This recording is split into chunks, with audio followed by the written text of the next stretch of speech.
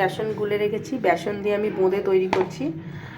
আর কিছুটা বোঁদে হয়ে গেছে, তেলটা একটু অল্প আছে, ওই অল্প দিয়েই করছি।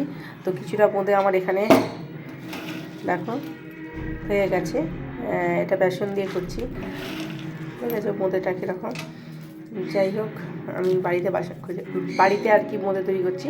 আর এখানে আমার শিরাটাও রেডি হয়ে গেছে, এটা পরে ঢালবো। এখন আমি এগুলো বানিয়ে নিই, কীভাবে বানাচ্ছি দেখো।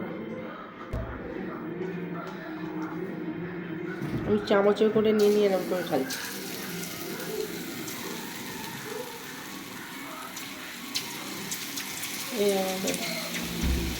ভালো হচ্ছে বন্ধুরা, চামচে করে করে নিয়েছি।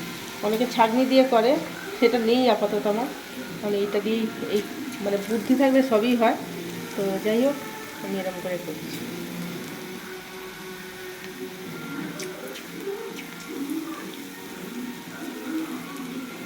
তো এরকম করে করে বোঁদেগুলো করবো। দেখো, এক বাটি এতটুকু বেসন গুলেছিলাম, তার মধ্যে এক বাটি বোঁদে হয়ে গেছে। এবারে আমি শিরার মধ্যে এগুলো ঢেলে দেবো। এগুলো সব লাস্টে তো তেলটা কমে গেছিলো, সেই জন্যে শিরার মধ্যে দিয়ে দেবো। লাস্টেরগুলো খুব সুন্দর হয়েছে, একদম বোঁদের মতো, দেখতে পাচ্ছ? বোঁদে আমার রেডি।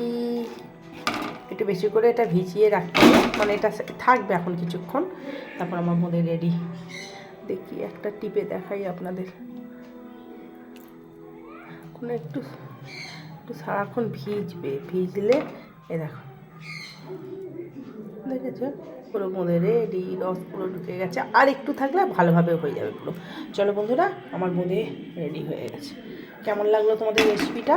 লাগলে লাইক কমেন্ট শেয়ার করে দিও, ঠিক আছে?